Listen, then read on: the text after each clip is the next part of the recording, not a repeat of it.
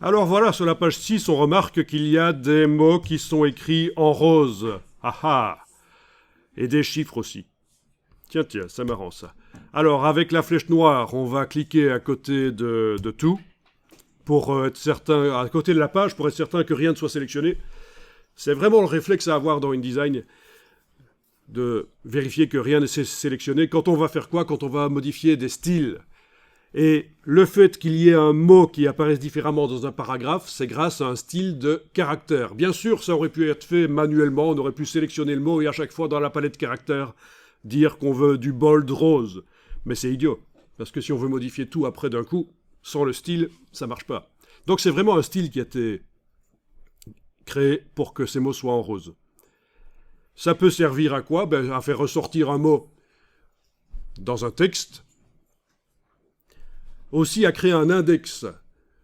InDesign peut créer un index, c'est-à-dire à la fin d'un document, vous avez une liste des mots clés du document, les mots importants. Ouais, on ne va pas mettre en rose un mot pas important. Je veux dire, ce seront les mots importants, les sujets qui sont traités. Donc l'index à la fin du livre avec un numéro de page automatiquement, je veux dire, c'est fait, l'index, et ça vous dit, tiens, voilà, on parle des pandas à la page 6. Ouais, vous connaissez ça. L'index, c'est un peu l'ancêtre de l'Internet, c'est un peu l'ancêtre des hyperliens, avant les ordinateurs même. Bien, vous avez cliqué à côté de tout avec la flèche noire, on va aller voir la palette des styles de caractère, menu texte, style de caractère. Et là-dedans, vous avez un style de caractère qui est celui qui transforme en rose. Il s'appelle style de caractère 01. Comment je le sais? Parce que je connais le document. Mais sinon, si vous ne savez pas, qu'est-ce qu'il faut faire? C'est prendre l'outil texte et temporairement aller sélectionner les mots qui sont en rose. Ah oui. Eh bien, celui-là, ça ne marche pas, justement. Il y en a certains avec qui ça ne marche pas. Pourtant, ils utilisent le style de caractère grâce à un système qu'on va étudier là tout de suite. Par contre, ceux de la colonne là, de gauche, on dirait que ça fonctionne. C'est quoi la différence entre les mots roses de la colonne de gauche, sauf le dernier, le quatrième là, Arum, les trois premiers là, la différence avec les autres mots, le quatrième de la colonne de gauche et ceux de la colonne de droite, mais c'est que les trois premiers de la colonne de gauche, c'est manuellement que le style a été appliqué dans le texte, et les autres, c'est automatiquement, grâce à un système qu'on appelle le grep, application automatique de style sur certains mots qu'on désigne. Bon, mais d'abord, on va réessayer l'application d'un style de caractère sur un mot, manuellement.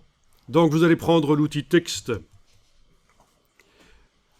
Oui, tout à l'heure, je vous ai dit de cliquer à côté du bloc, mais en fait, c'est un peu prématuré. On va d'abord prendre l'outil texte et voir comment on applique un style de caractère sur un mot. Puis, on verra comment modifier le style de caractère pour que ce soit plus du rose. On va choisir une autre couleur.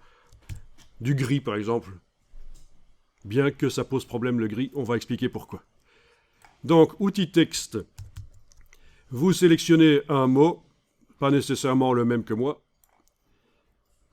et vous lui appliquez le style de caractère 01, simplement en cliquant, voilà. Et voilà, il est bien rose. Sauf que c'est en négatif pour l'instant, évidemment.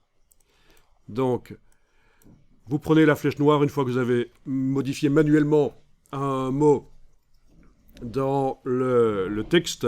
Et donc, c'est ce qu'il faudrait faire si on veut générer un index. Manuellement, on va indiquer un certain style de caractère qu'on va peut-être même appeler index parce qu'il sera uniquement créé pour faire l'index.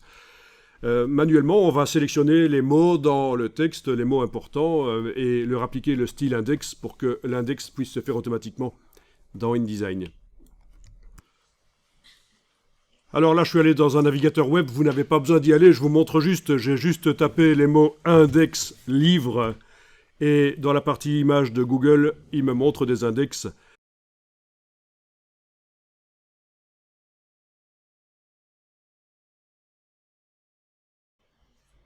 Intéressant. Et ça, c'est un vieux, apparemment. Ça a été fait manuellement. Ok, je reviens dans le document. Donc, on va pas apprendre tout de suite à faire un index, parce que ça, c'est autre chose. Là, on est en train d'apprendre les styles de caractère, déjà. Ensuite, les styles imbriqués de type grep. C'est ce qu'on va voir après. Vous allez voir, c'est assez intéressant. Alors, avec la flèche noire, vous cliquez à côté de la page, rien n'est sélectionné, et vous allez pouvoir double-cliquer sur le style de caractère 01 dans la palette des styles de caractère, de préférence à droite du nom, sinon parfois ça propose de renommer simplement le style sans ouvrir les options, mais ce qui m'intéresse c'est d'ouvrir les options, donc double-clic à droite du nom du style ici, le style de caractère 01, c'est pas très descriptif, mais enfin voilà, pour l'instant le document n'est pas très complexe, donc ça va. Et alors, vous avez format de caractère de base. On voit qu'il y a une demande ici, quelle que soit la police de caractère sur laquelle on applique le style de caractère 01. Donc, si je l'applique dans un bloc qui utilise un caractère différent, peu importe, l'idée c'est que la police se transforme en bold, à condition bien sûr que la police utilisée dans le bloc ait la variante bold, parce qu'il y a certaines polices artistiques qui n'ont que la variante régulière, elles n'ont pas la variante italique, gras, donc bold, etc. Bon, ça c'est logique. Alors autre chose, couleur des caractères, ici vous avez la couleur en question. On pourrait modifier la couleur ici, mais tiens, je remarque ce style de caractère utilise une couleur qui s'appelle couleur pour style de caractère 01. Donc c'est par la palette nuancier qu'on a intérêt à les modifier, ça ce sera plus logique. Ceci dit, vous pourriez ici aller dans le format de caractère de base et avec la case aperçu cochée derrière, en dessous là, voilà, avec la case aperçu cochée, vous pouvez éventuellement enlever le bold et passer en régular. C'est au-dessus, régular. Et vous allez voir que toutes les polices là derrière passent elles gardent la couleur rose, mais elles passent en régular. Pourquoi pas ? Donc c'est un peu moins visible, mais un peu moins dérangeant aussi quand on lit le texte. Bon, repassez en bold parce que pour la suite, vous allez voir, c'est intéressant qu'on soit en bold. Enfin, vous avez vu que ça fonctionne, on arrive à modifier tous les styles, y compris ceux de droite, là, qui sont appliqués automatiquement via un style de paragraphe. Si on passe en régular la police, il passe en régular aussi. Mais on va passer en bold. On clique sur OK.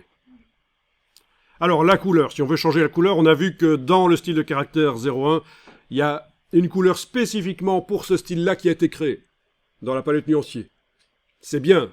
On fait les choses avec de l'ordre. Ça veut dire que si on veut juste changer la couleur des mots sur lesquels s'applique le style de caractère 01, on n'a qu'à aller dans le nuancier, donc menu fenêtre, couleur, nuancier. Et en n'ayant rien qui est sélectionné, parce qu'attention, regardez ce qui se passe. Problème habituel dans InDesign.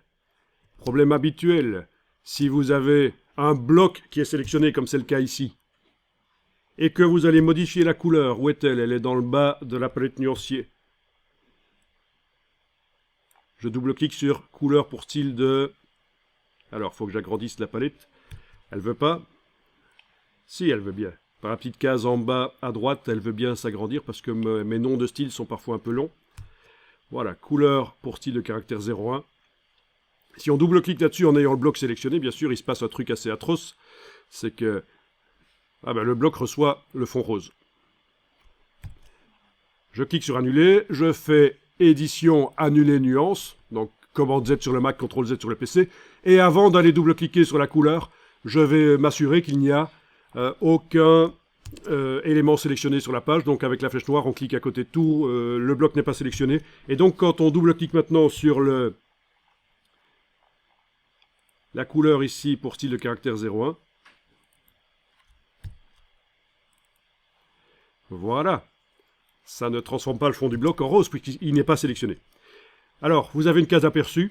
Ça veut dire qu'on va pouvoir modifier la couleur et en même temps voir ce que ça donne derrière. Donc, vous bougez les curseurs rouge vers bleu.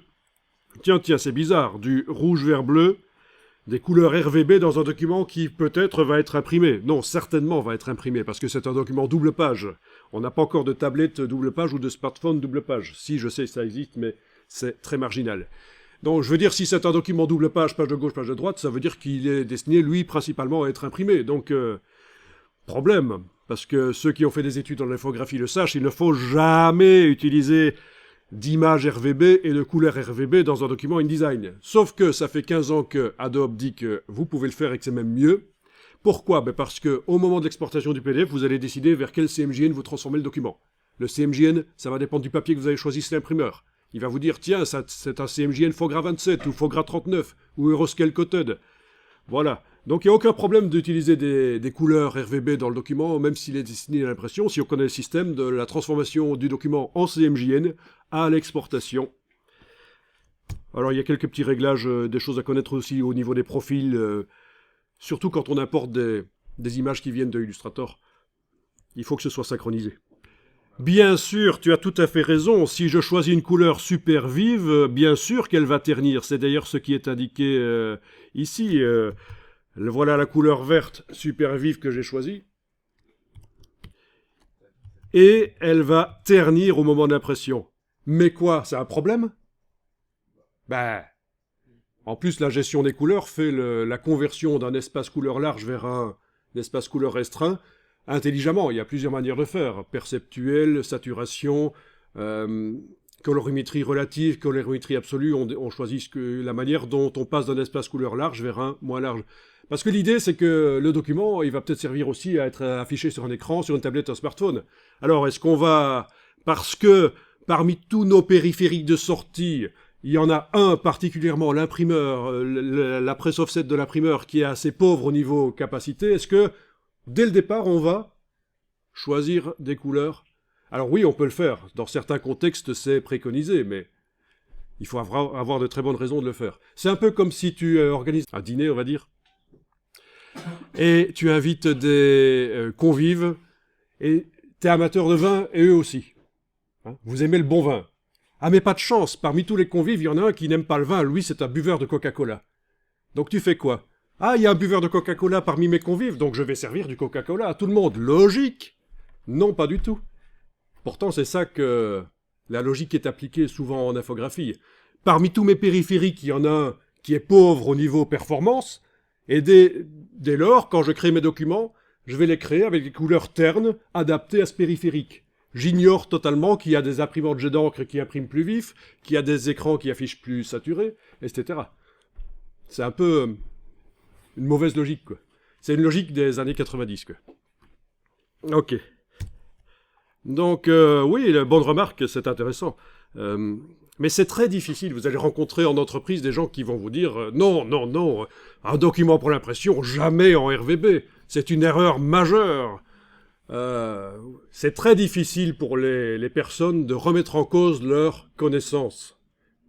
Déjà de se réapproprier, bon, je veux dire, s'approprier l'évolution des techniques, c'est pas évident. Mais en plus, remettre à jour leurs connaissances, vous allez remarquer que c'est parfois difficile et ça peut être vraiment source de conflits. Donc parfois, il vaut mieux même écraser, surtout si vous êtes le petit stagiaire ou le petit dernier qui est arrivé dans la boîte. Voilà, on vous dit de faire un truc qui n'est plus à jour au niveau des manières de faire. Écraser parce qu'il ne faut pas le conflit, quoi. Voilà. Et petit à petit, peut-être, au bout de quelques semaines, mois, années, les choses vont percoler et la manière de faire va changer. Peut-être, si c'est utile. Mais typiquement, par exemple, quand on crée dans Illustrator, si on crée en Illustrator, qu'on crée un document dans Illustrator, il est d'office en CMJN. C'est très mauvais. Il vaut mieux créer en RVB. Plus vous avez de couleurs à votre disposition, des couleurs vives, un espace couleur large, plus ce sera facile de faire des choses en couleur. Ici, j'ai tapé ça dans Google sur le web. Gamut mapping perceptual. Ok, gamut mapping perceptual. Donc on vous explique ici notamment la manière dont on convertit un espace couleur large, qui est symbolisé ici par cette bande large avec des couleurs vives aux extrémités. La manière dont on convertit ça vers un espace couleur plus restreint comme celui d'une presse offset chez un imprimeur, vraiment le pire truc qui puisse arriver, surtout si on imprime sur du papier qui n'est pas calandré, qui est graineux. Eh bien, vous voyez que on essaye de reproduire sur l'appareil pauvre en performance les relations entre les couleurs. Ça, c'est la méthode de gamut mapping, de transformation d'un espace couleur large vers un moins large.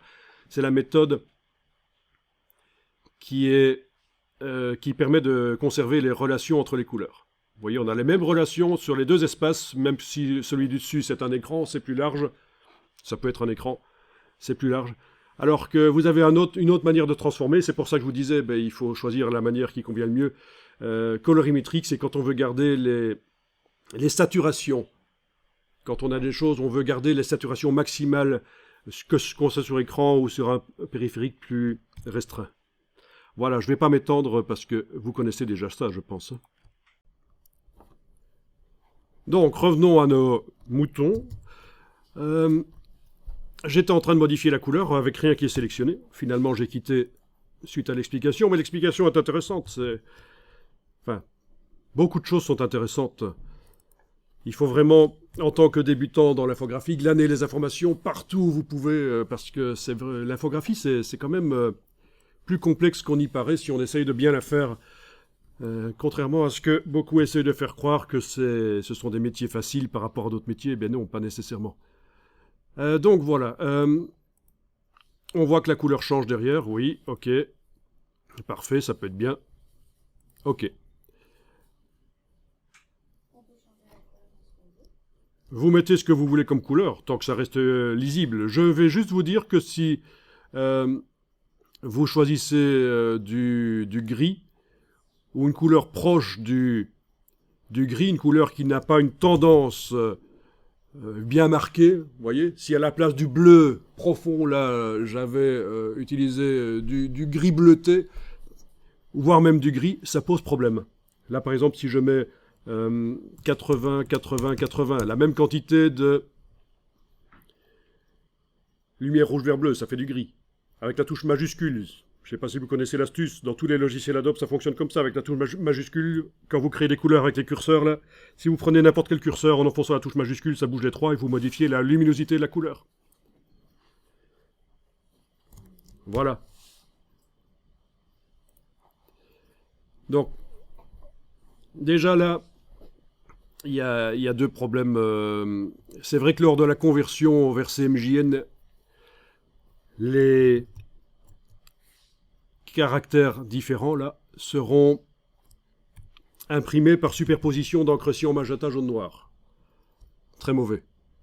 Parce que quand on superpose du cyan magenta jaune et noir, légèrement tramé, ça fait du gris, mais ça va être pourri comme résultat. Donc là, j'ai peut-être intérêt justement dans la couleur des caractères à utiliser plutôt pour le style de caractère, utiliser du noir. Donc texte, style de caractère. Vous ne faites pas ça, je vous montre juste. Hein. Texte, style de caractère, je vais aller modifier ici, style de caractère. Couleur des caractères. Noir, encre noire, voilà. Et donc le problème, si vous voulez du gris, c'est que les mots vont être créés avec du tramage. Sur le bord des lettres, ce sera grumeleux. Donc faites attention quand vous appliquez une couleur sur des choses très fines comme des caractères, vous risquez d'avoir des résultats mauvais à l'impression. Ok. Donc j'annule ça.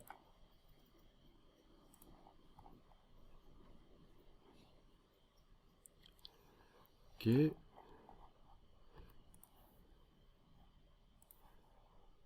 Bon, c'est le genre de notion qui doit être réapprofondie à différents moments, parce que c'est possible que... Voilà, je survole vraiment ici parce que c'est anecdotique, mais ce genre de notion, vous allez devoir revenir dessus régulièrement pour vraiment cerner. Donc voilà, finalement, c'est la couleur là qui s'applique sur les mots. Et vous allez taper quelque part, colonne de gauche par exemple, vous allez taper le mot panda.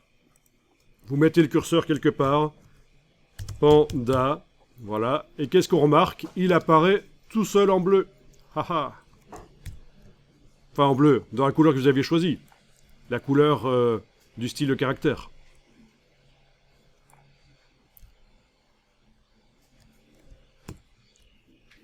Donc c'est automatique. Si vous tapez n'importe quel chiffre aussi, voilà, n'importe quel chiffre, il apparaît aussi en couleur. C'est automatique. Si vous tapez le mot renard, et peut-être même l'ancienne orthographe avec un T, ça ne marche pas. Ah, génial.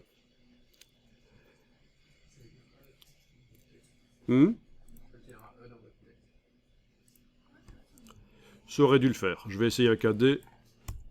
Non plus. Ah, tiens. Ah, là, par contre, il y a un truc qui est pas prévu. Qui est pas logique. Renard avec majuscule. Tiens, on aurait... La majuscule fait... Oui.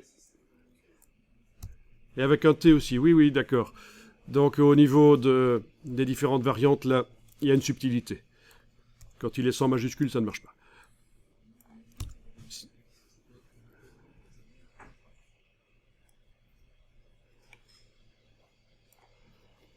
Ok. Donc on va voir comment ça fonctionne. D'abord, quel est le style du paragraphe? Si vous cliquez dedans et que vous allez voir dans les styles de paragraphe, menu texte, style de paragraphe, vous voyez qu'il s'agit de corps du texte body nouveau. Le premier paragraphe, là, de la colonne de gauche.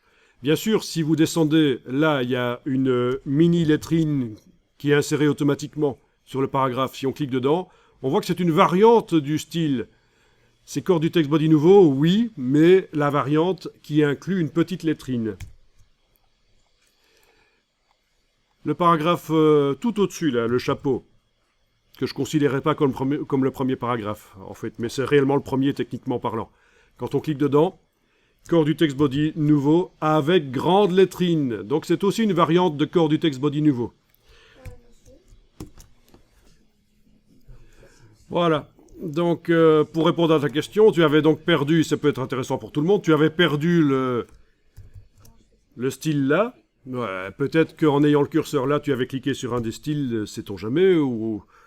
Est-ce que tu as aussi les petites lettrines qui ont disparu peut-être là? Oui. Ah ben voilà, ben donc ce qui se passe, c'est qu'en ayant le... Je les ai pas non plus. Ben oui, c'est ça, c'est ce que je dis. Ce qui se passe, c'est qu'en ayant le bloc sélectionné, tu allais cliquer sur corps de texte body nouveau et ça a appliqué ça à tous les paragraphes du bloc.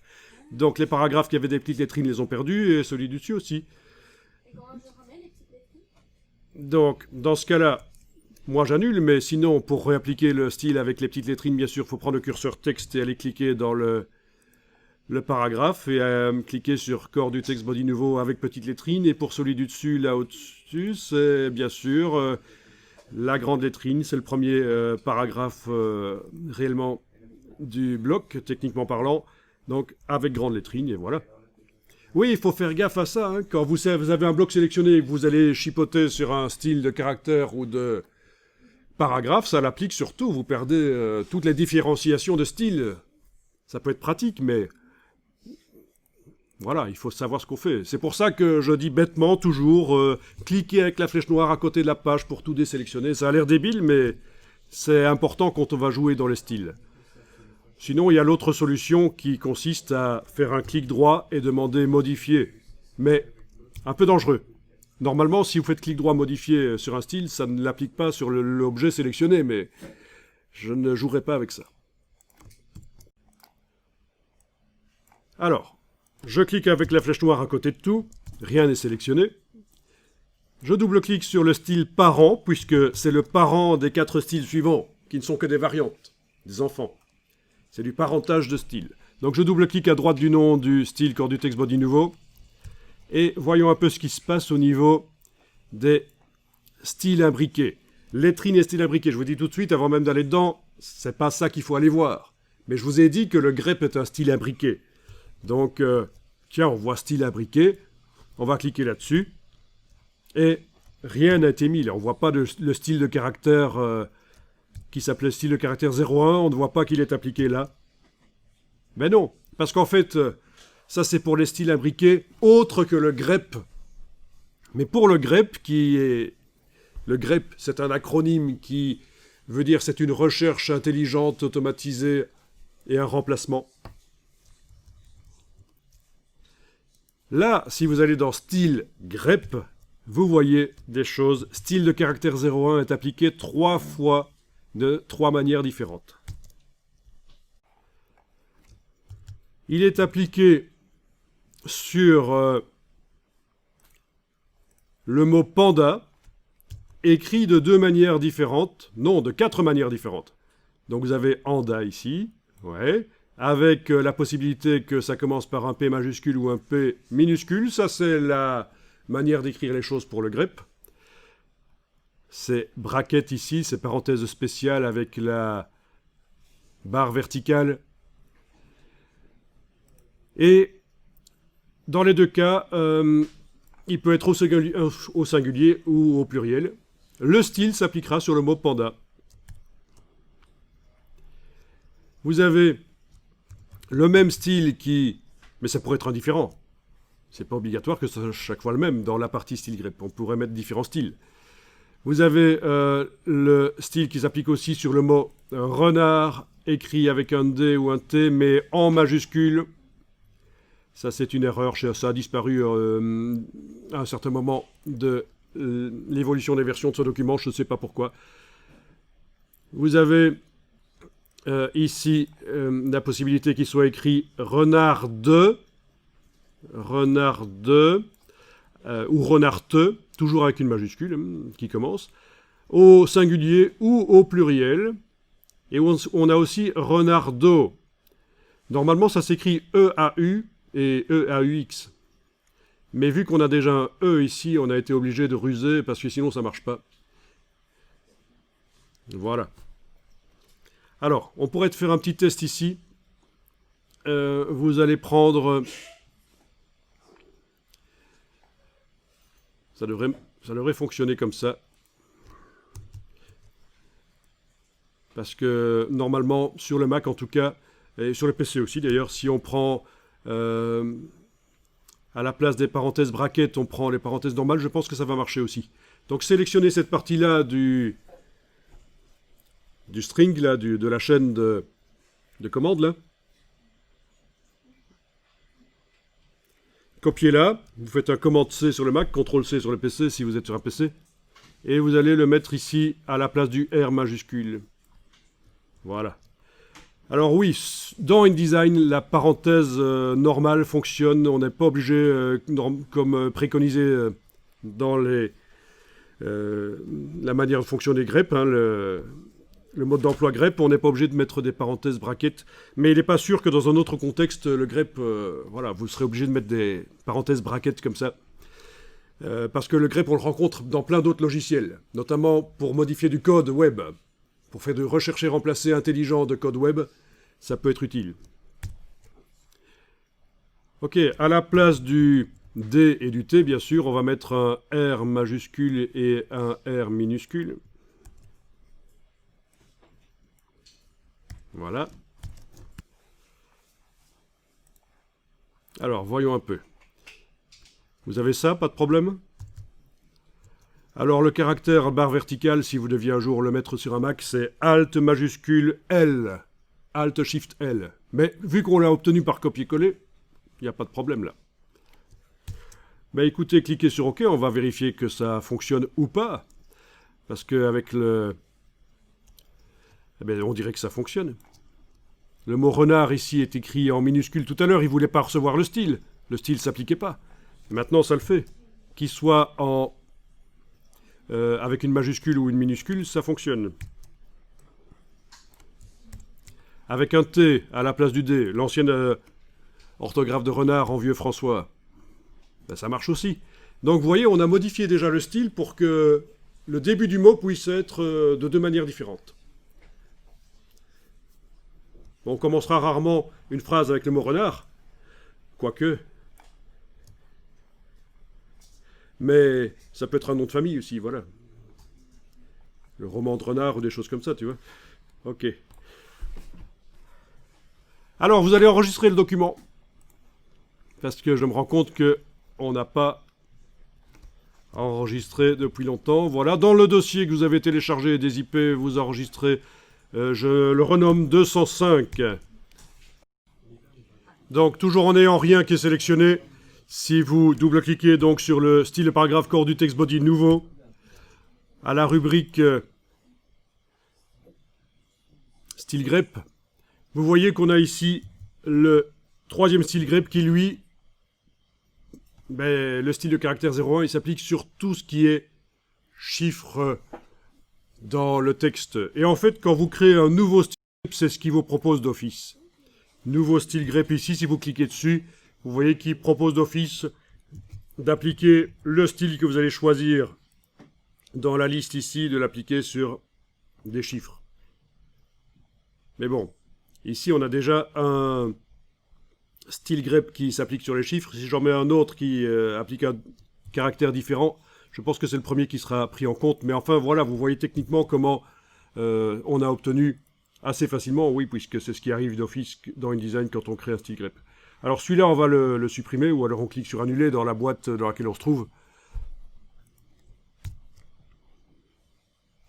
Les styles grep, il y a un ordre dans lequel ils peuvent s'appliquer. C'est l'ordre d'arrivée dans la liste. Mais dans ce cas-ci, ça n'a pas d'importance, l'ordre. Dans certains cas, l'ordre a plus d'importance. Notamment, il y a quelque chose qui est intéressant à faire, c'est de faire en sorte d'avoir plein de styles de caractères différents qui modifient la couleur chaque fois d'une manière différente. Vous avez le premier style, c'est bleu, le deuxième c'est rouge, le troisième c'est vert. On va pouvoir les appliquer en boucle sur tout un texte. Chaque mot va prendre une couleur différente. Complètement débile. Sauf que, il a été prouvé que pour les dyslexiques, quand un texte montre des mots de couleurs différentes, ça aide. Donc voilà, si vous vous adressez un jour à des dyslexiques, peut-être, mais plutôt dans un cadre scolaire, pourquoi pas, ça peut aider d'avoir une couleur différente par mot, et c'est automatiquement fait, bien sûr, par le grep. Sinon, pour les dyslexiques, il y a aussi la police Open Dyslexique, police gratuite, qui, de par son dessin, permet de mieux différencier les caractères. Ça aide. Je ne sais pas si vous connaissiez Open Dyslexique, ça peut aider. Voilà. Si vous êtes dyslexique vous-même et vous avez des problèmes pour lire, forcément, vous pouvez, dans la mesure du possible, demander que votre navigateur web affiche en Open Dyslexique ou vos documents que vous imprimez. Ça pourrait peut-être vous aider. Il y a aucune recette miracle, chaque individu est différent, mais bon, voilà. Ok, je clique sur annuler, là je sors du style de paragraphe. Donc la suppression du style que j'ai fait juste avant ne servait à rien, mais puisque j'ai cliqué sur annuler, ben enfin voilà. Vous voyez la suppression du deuxième style qui s'appliquait sur des chiffres. Bien. Et on va parler de l'alignement des lignes d'une colonne à l'autre. Donc je passe sur un autre sujet. Le grep, vous avez eu assez d'informations pour créer vous-même des styles grep, s'appliquant sur tel ou tel mot que vous choisissez. Donc, autre sujet maintenant, je quitte le grep pour l'instant. Les lignes qui, d'une colonne à l'autre, vous le voyez, sont dans le prolongement l'une de l'autre. Et ça, c'est une indication d'un document de qualité. Quand vous avez d'une colonne de texte à l'autre des lignes qui sont pas décalées, c'est bien. Est-ce qu'elles sont pas décalées chez vous non plus? Parfait. Mais en fait, c'est tout à fait le hasard, parce qu'il est fort possible qu'elles aient été décalées, parce que rien n'a été fait pour qu'elles ne soient pas décalées. Vous allez tout de suite comprendre, on va aller manipuler le style de paragraphe, et vous allez voir que le décalage, il existe. Alors, je vous parle ici d'un petit détail pour une publication qui doit avoir un air professionnel correct. D'une colonne à l'autre, les lignes doivent être au même niveau. Ça a l'air ridicule, mais je vous rappelle qu'en typographie, c'est l'addition de petits détails comme ça qui fait que, globalement, un document, petit à petit, s'éloigne du document Word pourri et devient un document de mise en page professionnel. ce n'est que des petites choses qui, prises séparément, ont l'air vraiment ridicules. Mais voilà, et donc on va tester ça. Alors vous cliquez avec la flèche noire à côté de la page, rien n'est sélectionné. Vous allez double-cliquer sur le style corps du texte body nouveau. Donc le style qui est le parent des 3 types de styles qui sont utilisés dans ce bloc. On a aussi le style avec grande lettrine et le style avec petite lettrine qui sont utilisés dans ce bloc, c'est ce qu'on avait dit. Hein. Avec petite lettrine et avec grande lettrine, qui sont les enfants du style qu'on est en train de modifier là, corps du texte body nouveau. Vous allez dans retrait et espacement. Modifier donc corps du texte body nouveau, vous allez dans retrait et espacement et vous avez l'espace après qui est réglé ici. Voilà. Vous pouvez modifier ça en ayant la case aperçu cochée et vous voyez normalement que à un certain moment, les lignes sont décalées les unes des autres.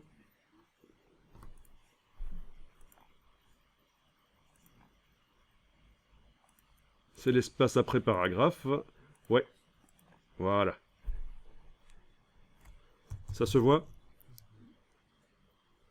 Bon, j'ai mis quelle valeur ici? J'ai mis 10. Oui, 10 mm, 1 cm entre les paragraphes. Oui, au fait, c'est comme ça qu'on fait des espaces entre les paragraphes dans InDesign, bien entendu, et dans les logiciels de mise en page, même dans Word. On ne met pas des paragraphes vides.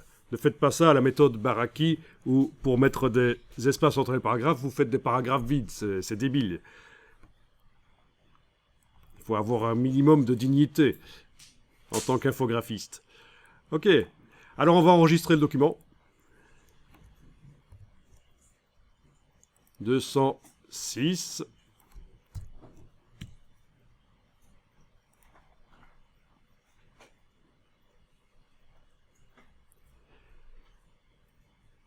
Et on va tenter de régler le problème des lignes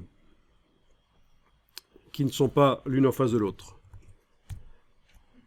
Alors actuellement, l'interlignage, il est de combien?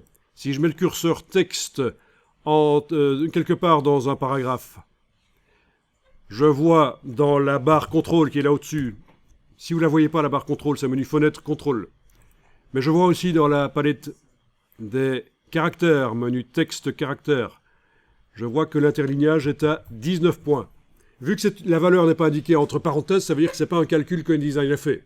Ce n'est pas 120% de la taille du caractère, comme d'habitude dans InDesign. C'est une valeur qui a été choisie manuellement par l'utilisateur qui a fait le document. Sinon, ce serait indiqué entre parenthèses, ça veut dire que c'est 120% de la valeur qui est indiquée en taille de caractère. Ok.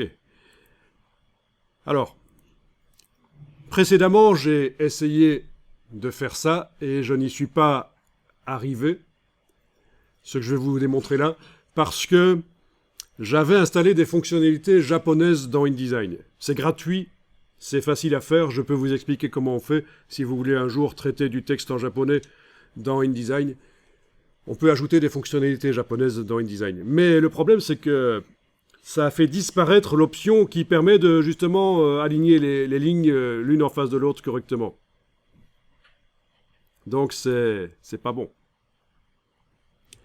Et donc j'ai désinstallé les fonctions japonaises et normalement là, la démonstration va fonctionner.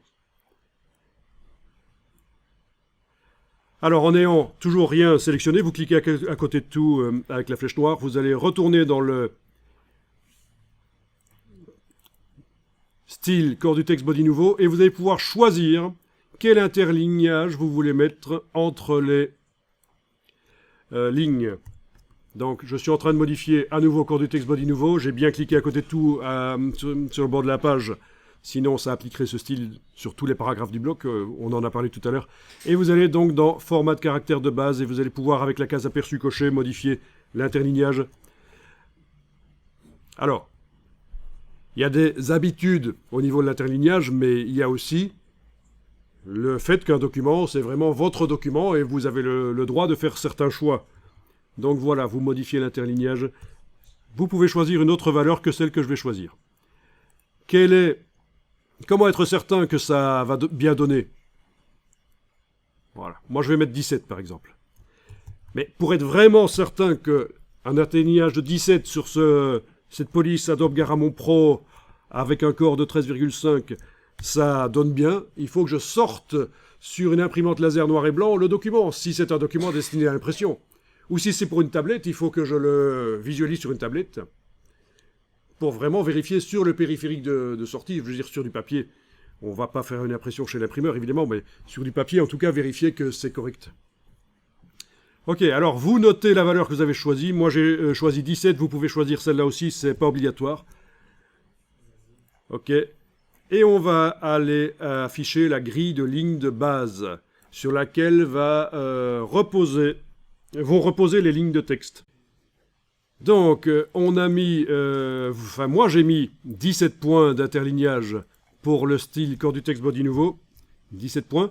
Il est possible que par hasard, certaines lignes soient l'une en face de l'autre. Mais encore, c'est même pas certain. Et d'autres pas. C'est possible. C'est vrai que c'est peut-être pas le meilleur exemple. Peut-être que je vais devoir aller recréer un problème avec le retrait espacement et aller régler l'espace après. Peut-être qu'en mettant autre chose que 10 mm.